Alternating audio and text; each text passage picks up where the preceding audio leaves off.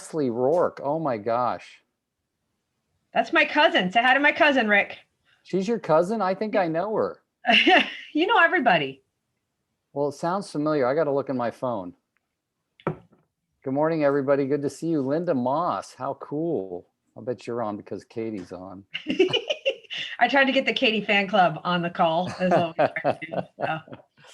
That's why Tom's here, right, Tom? Part of the Katie fan club? Yeah, that's right. Hey? Jeez. All right. Well, there's no time like the present to get started. It's 9:03. We're going to press record. We're recording already, thanks to Gina. And we'll let everybody in. Mary, it's good to see you. Is your buddy coming on today? I have no idea. Well, her and I are talking later today. So. Oh, good. Yeah. Yeah, we're working. All right. What's that? I say just that we're working on it. Nice. I like the little paintings behind you. Oh, thanks. I'm a Disney girl. I know that because your email says Disney Mom. That's awesome. Yeah, remind me to tell you a story about me and my wife and Disney a couple of years ago. You'll like it. Hi, Lucky. Oh. Jim Furlong, the drummer. You're on mute, buddy. How are you? Is that better? Hear me now? Yep. I like your music room. You like that? Yeah. Little djembe right here. Yeah. Congas and bongos, and I played for dance fitness groups from Zumba actually since '07 with large groups. Yeah, they're dancing and I'm just adding percussion. Nice. Yeah, it's fun. It's left our den these days. Plus a guitar on the wall. Yeah, guitar on the wall, and then I have a bunch of ukuleles. I'm gonna hang them up. I've had them in, Lonnie Kai's and stuff. We used to play a lot of that, and haven't done so much of that these days. And have some really nice songs. Yeah, because you're busy selling houses. Playing realtor, you got it. Yeah. All right, well, guys. What happened to all your curls, Rick? Oh, I got a haircut. There's little curls in the back, but.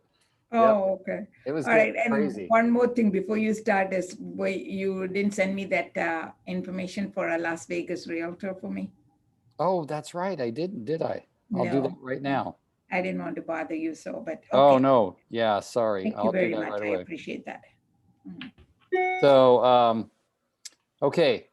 So I'm excited because I'm a big fan of this young lady, Katie Delosto. She's Coach Katie. And we've known each other for many, many, many years. And she's gone on and rocked the world. And she does speak quite a bit to real estate groups all over the United States and Canada. And she's a coach, and she's just really an incredible mother and human being and friend. And when I said, do you want to come on? I said, what are you going to talk about? She said, oh, I got this great thing. So I'm super excited, and I'm not going to talk anymore. I'm going to let Katie talk. Take it away. All right, that's a great intro. Thank you, Rick. Hi, everybody. Katie Delosto. I have been a licensed real estate agent since 2004. Have been in multiple leadership positions in both the real estate side and the mortgage side. I was telling Rick actually yesterday that every once in a while I get called a unicorn because I speak both realtor and loan officer. So I'm bilingual when it comes to real estate. And I work for a company now called Mortgage Coach. And Mortgage Coach is a tool for loan officers to help consumers make really great decisions around long-term debt. So if you have a great loan officer, tell them to take a look at Mortgage Coach and have them show you how it benefits your customers. So I'd love to do a whole presentation at one point around how Mortgage Coach helps at some other day. But so I'm also a speaker and author. So I have a book called Fortune Cookie Leadership. It's dedicated in memory of my mom, who was sort of the queen of the one-liners. I don't know if anybody has a family member or a friend who is the one-liner king or queen.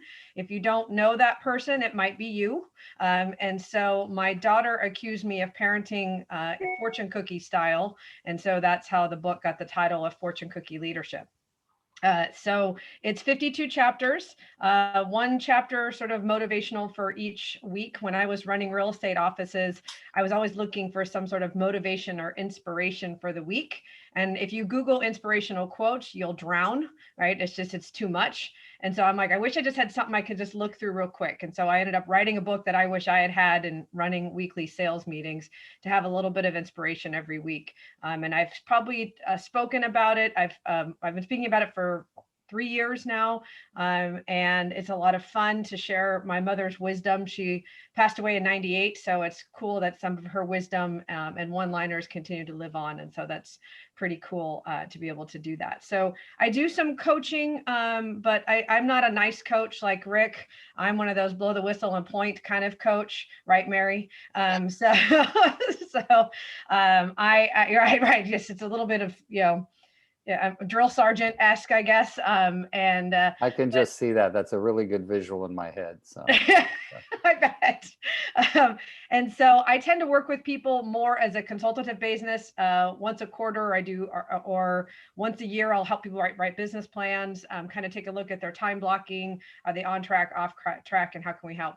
But the whole idea is to keep things really, really simple, because I think we as real estate agents, I think sometimes we overcomplicate things, and it's easy to do because there's a lot going on. But if you can really stay close to that concept of that, we're just going to keep this simple, that our job is to make friends and then help our friends make good decisions, right? It just makes it, it's a simple way of looking at our business and how we can do that.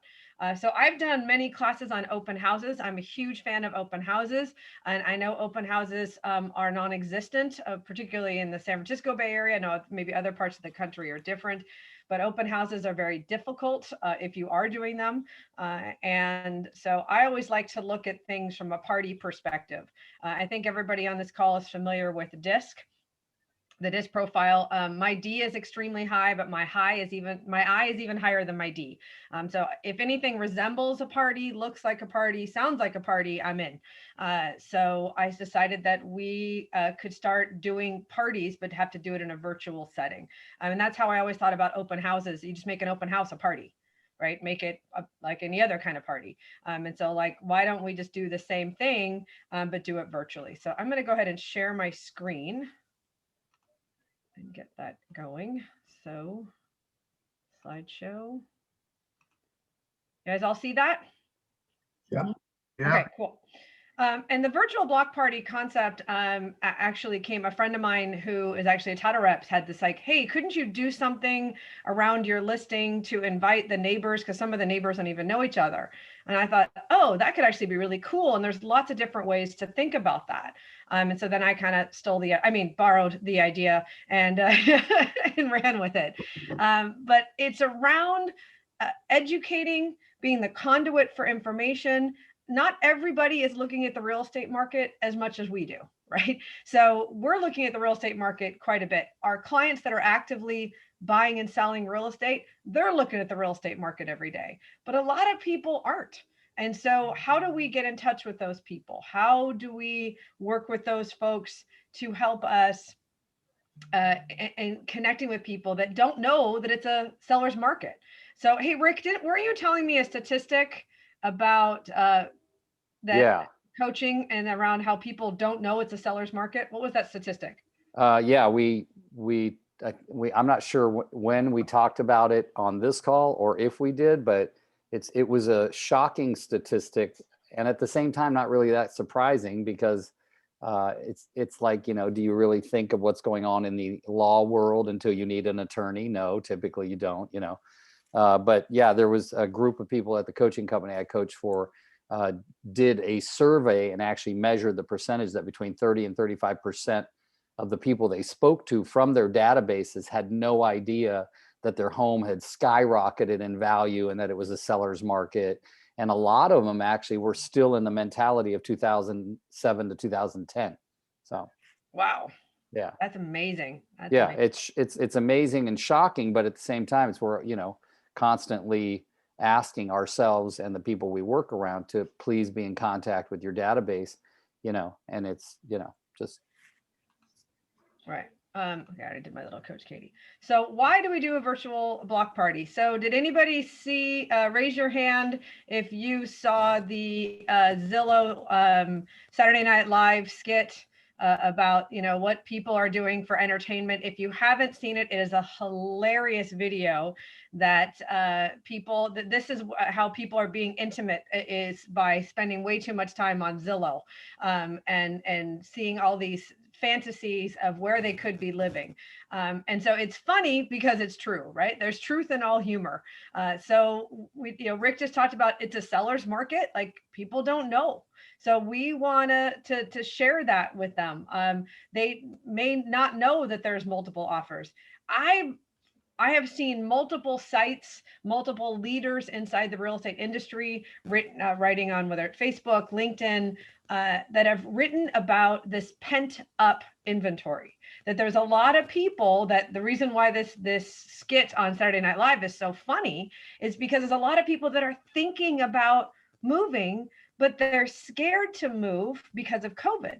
They have no idea the amount of precautions that we are doing in the real estate business right now, the amount of paperwork and the amount of, all of the different, the things that we're doing to keep the property clean, and to have all of these different things that are done to keep the property and the buyers safe.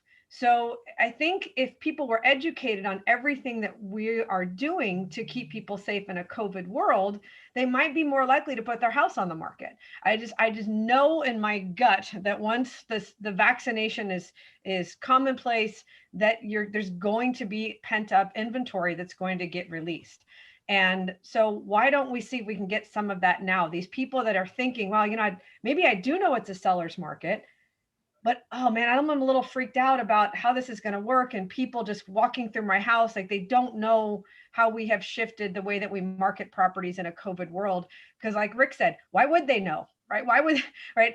Who sits around and reads real estate disclosures for fun, right? That sounds terrible. And so I think it's important for us to educate people through that fear. And I know Rick talks about this as well, that, when you're in that place of fear, when any of us are in that place of fear, it's fight, flight, or freeze. And we stop thinking about things logically. So getting people out of that place of fear of like, oh, I think I'd like to move. Oh, but I'm scared. I don't know what to do. And so they just dismiss it. We can now, in a virtual block party, share about what we're doing in the industry to keep people safe. And people are still curious. One of the things I love about being in the real estate business is the how's the market question. It's awesome. I just actually saw a post with Tom Ferry about how's the market, and having some conversations about that. The how's the market question is always one of my favorites, because for me, it's an opportunity to say, oh, great, let's talk about real estate. Oh, great, let's schedule an appointment so we can talk about what you're looking to do, whether it be in the next 6 months or the next 6 years. But how's the market? People are curious. So when I sold copiers, when I first got into sales, nobody ever asked me about the copier market. Right? Never once did anybody go, so how are copiers? No, ever. Right? So it's the idea that we get people that are still curious and want to educate them and be that conduit of information. I like to be interrupted, by the way. So Rick or Gina, I am not looking at the chat box. So if anybody has a question or just wants to unmute and interrupt me, I love to be interrupted, because I do love the sound of my own voice, but only for so long. So anybody has any questions or comments, I'd love to be interrupted. Well, you're actually presenting some really good thought process that, that maybe we don't always pay attention to, is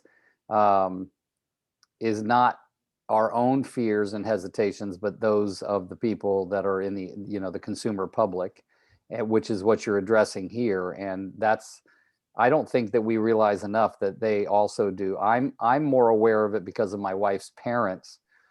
Like, literally, other than a few trips since March of last year, they don't go anywhere. I mean, they just don't go anywhere. And I would probably have just curled up into the fetal position and died right here on my living room floor if I didn't ever go anywhere.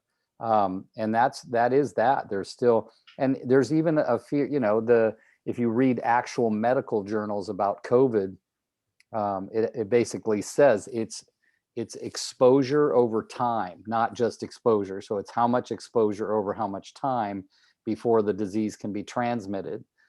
So, people walking on a path outside in a, you know, on a, so there's all of that and people don't know. So they just, I'll stay home or I'll wear my mask even when I'm in a park all by myself. And so it's just fear is mostly from the unknown. So yeah. Absolutely. Absolutely. Any other comments, questions?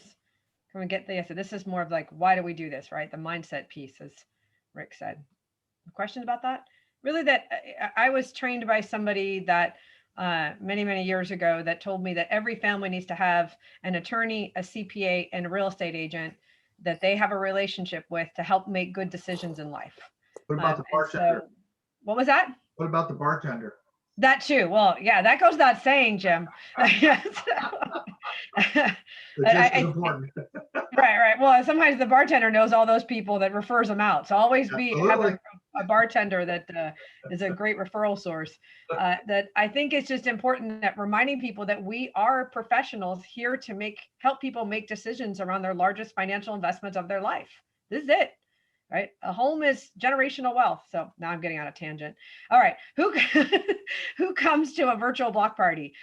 Always have confetti. I'm a big fan of a parade and confetti. I think that's really important. But here's the thing. You can do a virtual block party with your farm. You can do a virtual block party with just your sphere of influence. I know, Leslie, I'm going to call you out a little bit, but Leslie's a relatively new agent. And so she's building up her business and she's got a great database and she's super well connected. But do a virtual block party with those people to educate them about what's happening in the marketplace right now. It doesn't have to necessarily be around a listing, a just sold or a just listed. It can just be, hey, we're going to do a virtual block party. And maybe you invite people in your database that live in certain areas, right? So you can sort your database by city or by area and do something like that. I'm a big fan of, obviously you're going to invite whatever group, as it's neighbors or your sphere. I invite a loan officer, right? People may be aware that their interest rates are low, but okay, guys, interest rates are free money right now. It is free money. Interest rates are less than inflation. It is literally free money.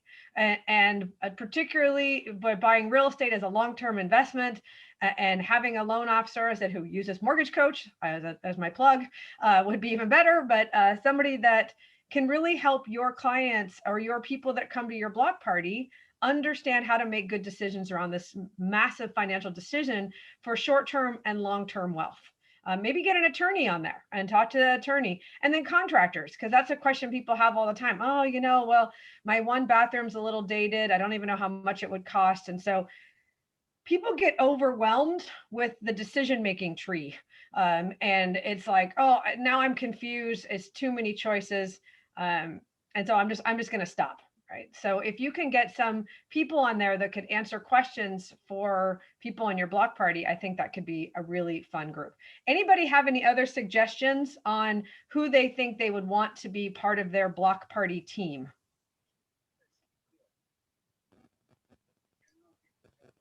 Hey, Katie, it's Leslie. Oh, I was just thinking I have a mailer going out this week to older homeowners about Prop 19. And I have all their emails. So that might be an interesting virtual block party to discuss Prop 19. Obviously, I'd have to invite an expert because I couldn't answer some of the tax or legal implications, but absolutely, people are very curious about Prop 19. Yeah. Right. And how that works. Perfect. That's a great idea. Yeah, and I was going to say definitely you want financial planners if you can, or estate planners, and sometimes those are attorneys, so it's double dipping. But yeah, I love that kind of stuff. And then even every once in a while, it's not out of line to invite, believe it or not, a home warranty person, because they do sell home warranties to people who are not buying or selling a house. So having a home warranty person. And then also your inspection rep, like somebody that can talk intelligently about ongoing maintenance, et cetera, so things like that. Perfect. Katie, it's Linda Moss.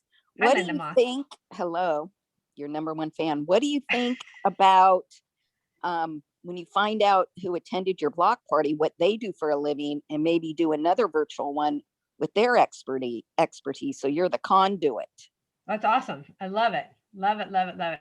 Well, and that's the idea, that we're getting, you're making friends, right? Finding out what these people do, what their interests are, what their goals are, and making friends, right? And doing some other things that, and particularly if you want to do things in your group around, hey, what I like to do is connect people to people and people to opportunities, right? And be that conduit of information. I know Rick's wife says like, hey, I want to be the person that people call for referrals for anything.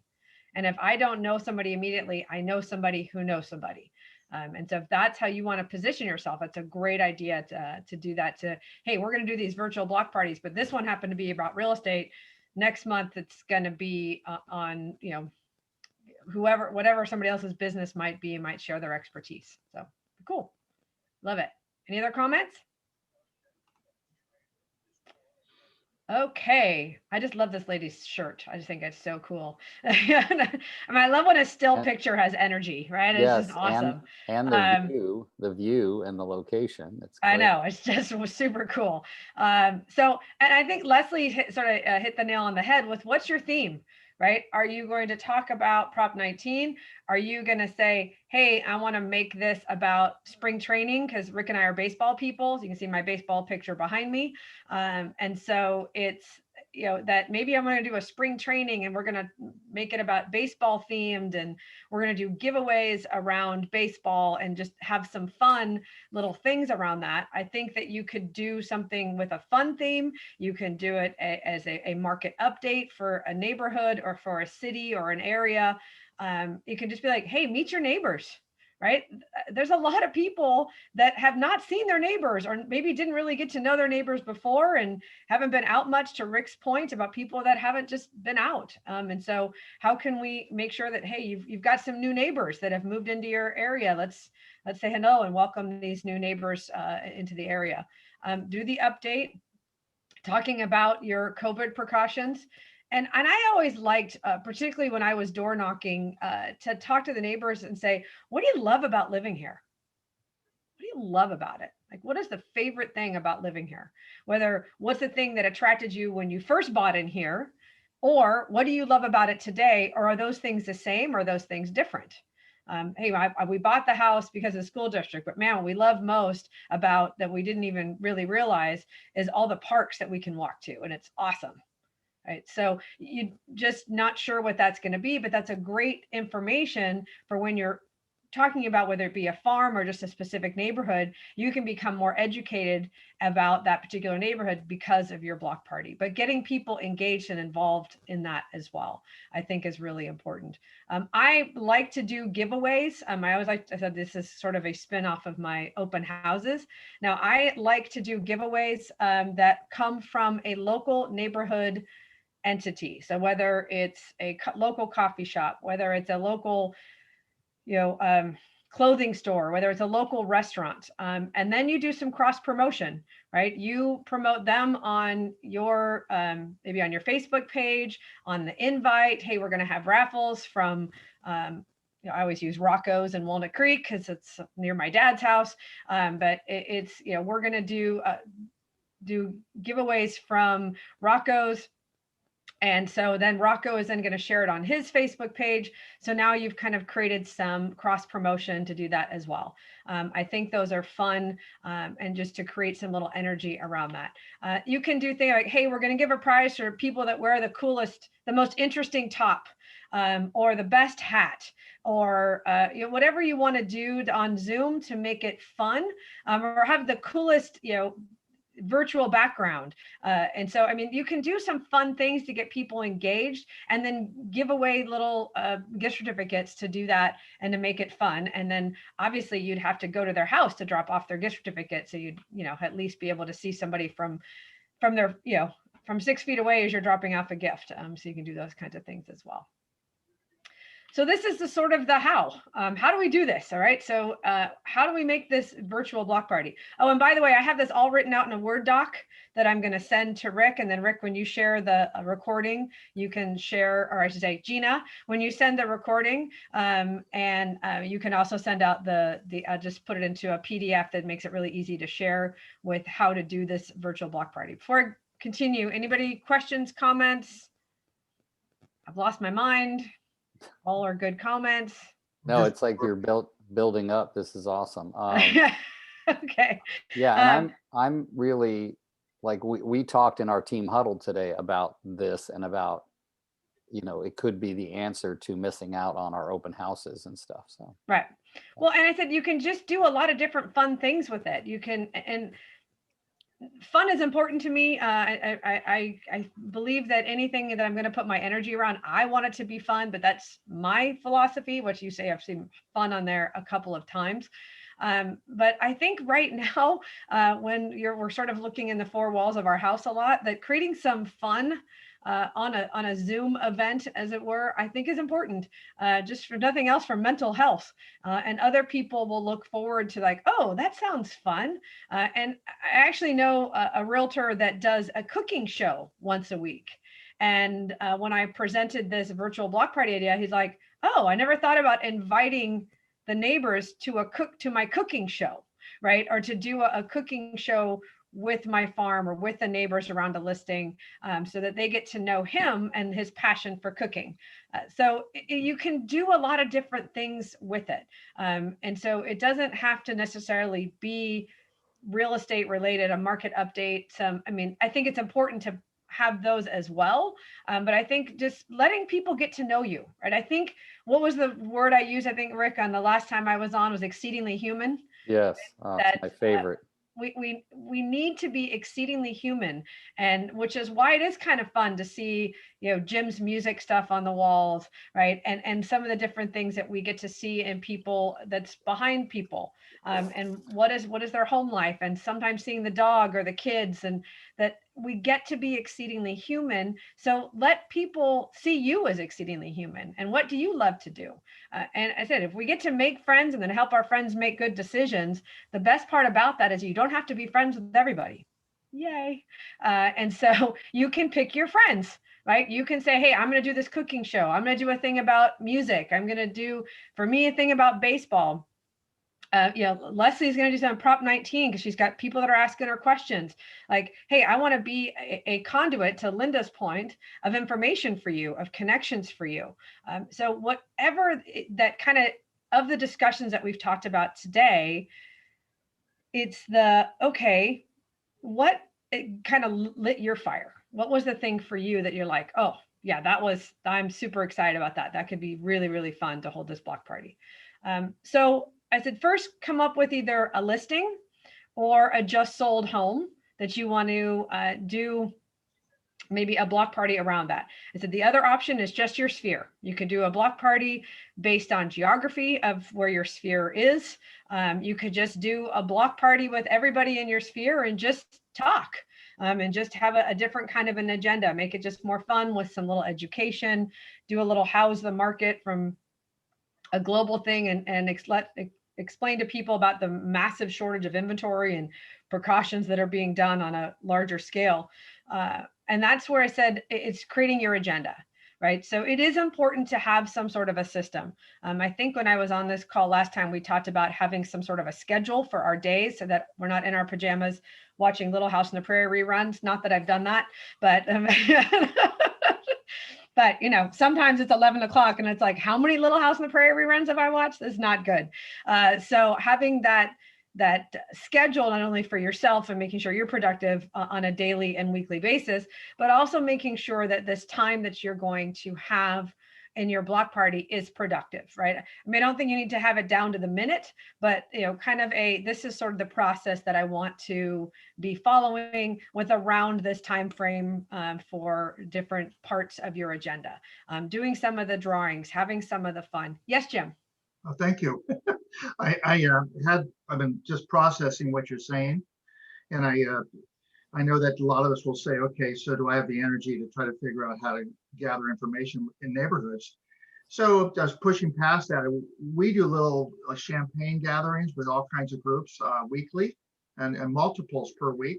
Nice. And first started out, I think, with people that we knew were just living home alone, just because of the depression issues. So we would work on it. Like Rick, you were speaking of your wife's parents. We reach out to people like that and try to just do small gatherings or get 4 or 5 people with a WhatsApp or Zoom, whatever they're comfortable. And if not, we would just do a FaceTime or whatever on the phone. So we did that, but I was just thinking there's ways to say if you're uncomfortable with like you're trying to reach out with these groups, what about a group you're already involved with? And so I was just going to throw this out. I am on a group for a 2022 class reunion for our high school. And I'm Your very 10-year organized. reunion, Jim? Is it your 10-year? I wish it was my 10 year. It's actually my 5-year, yeah. But you know, and I have all this stuff from previous years ago. And I'm a group of 6 of us were already working on it. And I think something you can take a group like that and say, you know, instead of us all just the 6 or 7 of us working on this thing, why don't we try to bring everybody in and see if we can, you know, and have some fun with these people a year in advance and do this and just start, yeah, chatting it up. And I think stuff like that, if you have a group, you could create Yeah, something. absolutely. Right? Absolutely. It's an easy group. And that may be a good place to start. Like, oh, I don't know that I want to do this cold, but I want to do it with a group. That's what I said. You can do one with your sphere, a group that you already have. I love that, Jim. Here's another thing. So yesterday I was with this over at I'm in Santa Cruz. So Javier is my sign guy. He's just great. Signs up. And so I'm redoing my signs. I joined EXP, you know, a little less than 2 weeks ago. And after, Congrats. thank you. So after 10 years, we're redoing everything. And so I showed him my artwork, and this is what I want to have done. He goes, Jim, you need to have, instead of the arrows all going left, you need right and left. So I redid that, sent that to him. Anyway, he says, why are you doing this now? I said, by summer, we're going to be doing open houses and you're going to get flooded. And I think we're really smart. If we're going to change our art and get that stuff to them, is now's the time to think about open houses and how you're going to start doing them and have your everything ready to go. And it's time, really a beautiful time to upgrade everything and get looking sharp. Yep. To this guy was just like, why? And I want it done. Now I'm going to be ready. Well, you're going to get nailed and I'm going to be ready. And I think right. Well, you know, it's interesting. There was a realtor in a local neighborhood that was actually putting out open house signs, but instead of the address, it was a virtual open house. It was a website for virtual open houses of what their listings were. And I thought, and so I mean, obviously I thought, what a brilliant idea, right? People are used to seeing the A-frame signs out on the corners, but because we haven't seen them for so long, it was like, wait a minute, what's that?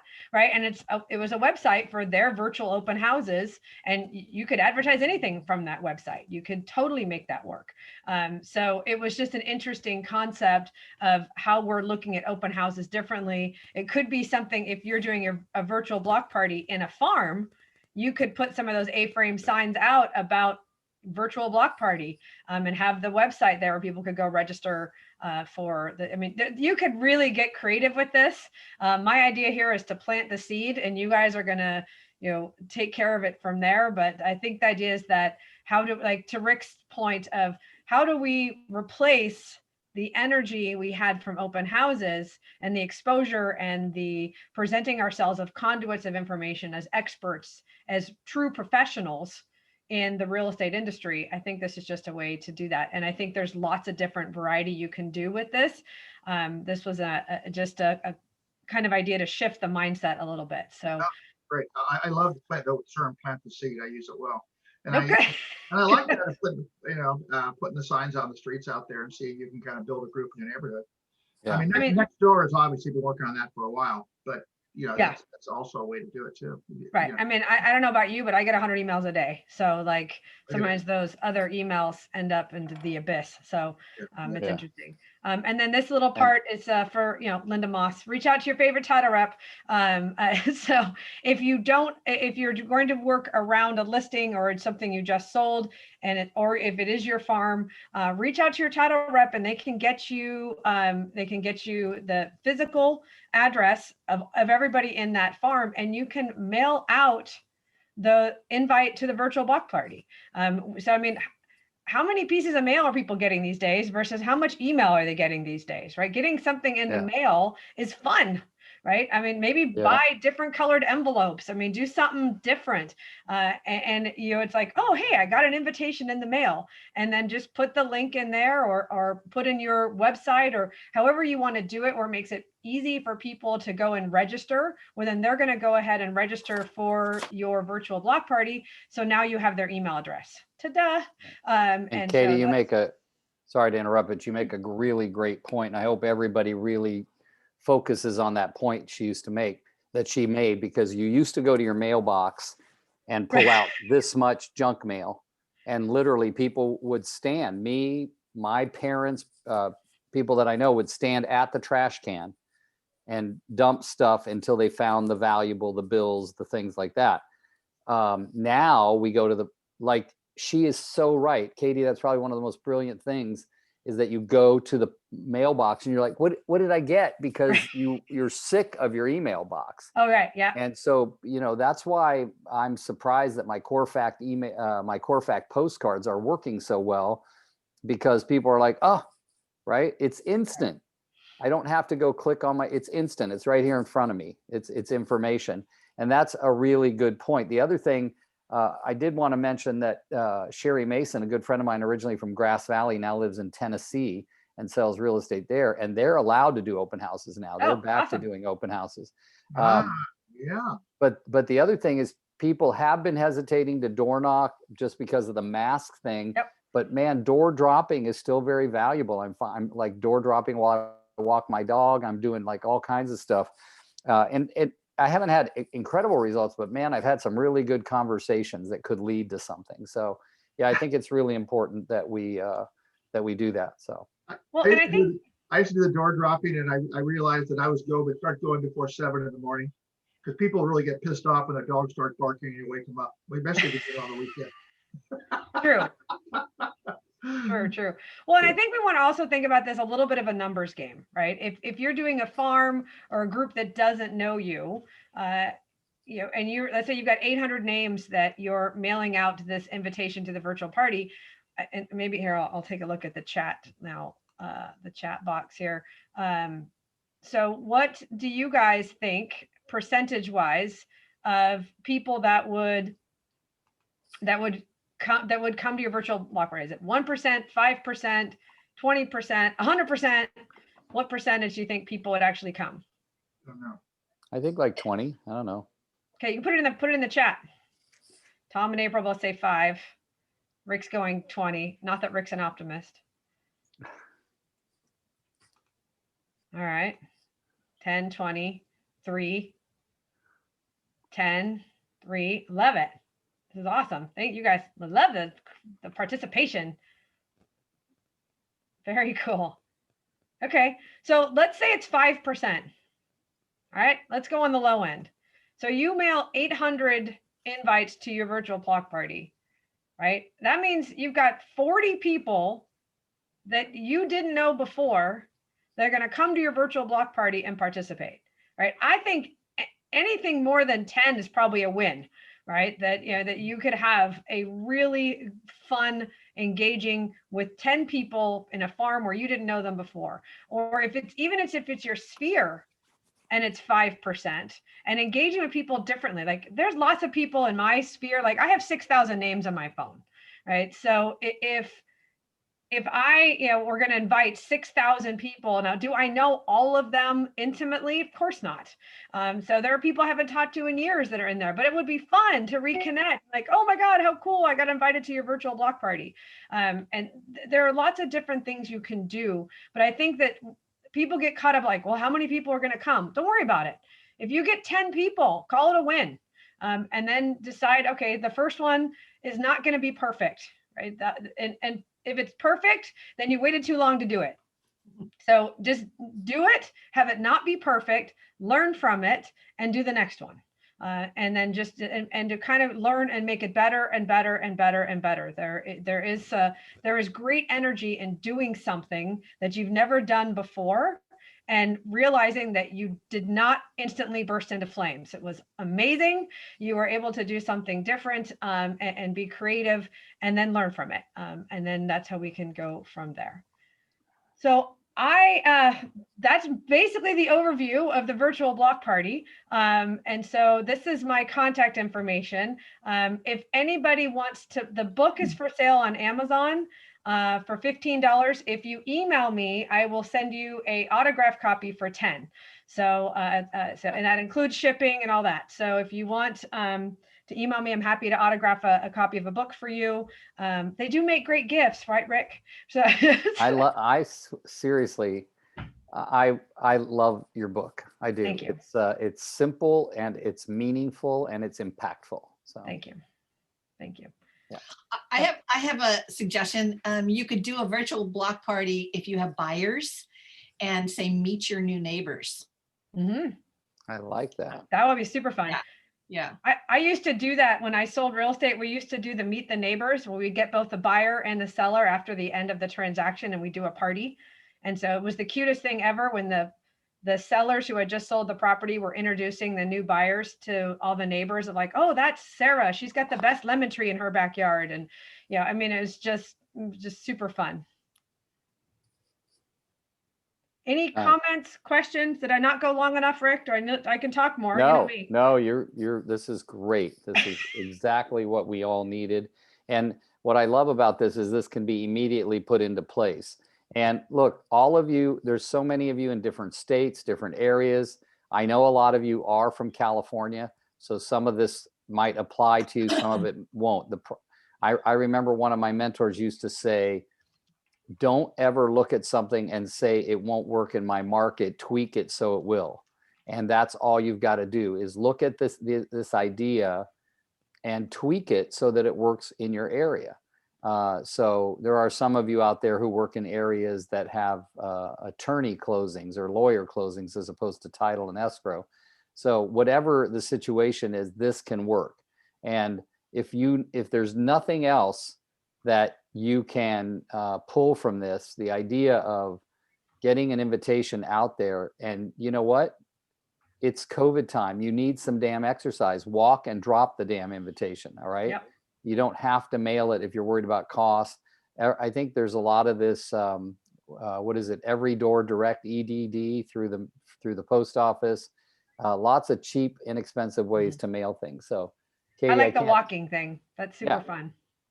Yeah. And it makes it like so functional and so deliberate, and you're getting to meet the people and see the people, and they see that you're busting your butt. I got to tell you guys, people still honor someone who has to work for their living, right? Like it's a respect thing. And if you're out there, knocking on doors and beating the pavement, I have a good friend of mine who's a realtor here in the local area in Alameda County. And she grew up with a silver spoon, right? But the silver spoon didn't get transferred because her parents lived a long time. So she had to go out and bust her butt and make it for a living. And she went to visit her mom at her mom's country club once. And her mom said, "You're late. Why are you late?" She goes, "Mom, I was working." And she had just finished a new marketing campaign. And I think some of you that have been in real estate a long time remember that they'd have a picture of a realtor in a field of flowers. And then underneath it, they'd say outstanding in her field. It was supposed to be a double entendre, like you're standing in a field, but she's outstanding in her field of real estate. And she showed her mom the postcard and said, "I was door knocking and dropping these postcards." And her mom goes, don't say that around here that you door knock. Like that's like it was something bad, because of she was kind of snooty and, what do they call it? Highbrow. I don't know what they call it, but the fact is that this is what we do, right? You can sit around and hope that your phone rings. Right. And, when people tell me my phone's ringing off the hook, and I always want to respond with, "Are you dialing it at all? Or is it just ringing?" Right. So that's another class I teach. Do you? Good. Yeah. How to make the phone ring. It's a class called How to Make the Phone Ring. Do you know how to make the phone ring? What? You dial it out first. It's kind of a quick class, but yeah. I was going to say, was that the whole class? Yeah. Yeah, no, we did. No, what we do is we do role play and then real play. Oh, all right. So I remember that. Yeah. Mm-hmm. Oops, sorry. All right. Okay, any guys. Questions? Let's see. I'm gonna in the chat box. No. Okay, perfect. Yeah. So while I've got you guys, my website just kind of launched. It's not out there yet. Can you look at it and see what you're thinking? I just got the notice. JimFurlong.com. It's different. Great. Well, we'll get. I'm sure people will do that off. Well, give me some feedback if you will. Yeah. Yeah. Great. Okay. So one of the things that I want to remind everybody here is that if all of you are coming from different areas, different areas of the country, different areas of your local towns and even different areas of California. If you find that you are intrigued by something you hear or someone you hear, we're fine to invite them on the call. And, you know, I would just want to talk to them first. I want to remind people that's what I love about this call is that it's just for everybody to learn something. We don't care what company you're with. We don't care if you're killing it in real estate or not killing it in real estate. It's more about us kind of all learning from each other. So let's keep that in mind. And if you don't have anything else, I really want to, hey, Jim, they're asking that you put your website address into the chat box, please. Okay, yeah, I see the wrong phone number. Okay. So, so if you don't have anything else, I want to thank Katie from the bottom of my heart for spending your valuable time with us this morning. And I will email out the PDF of everything that was on the slide. So if you want to follow it or play with it or what have you, it's all for you guys to use. Yeah, and we'll send that out. Keep in mind, guys, that these emails are being sent out every Wednesday. And it's used to be so inconsistent. It's lovingly consistent now. The emails go out. I'm going to put Gina's email in here, Gina@rickjihad.com. And let's see, HTTPS.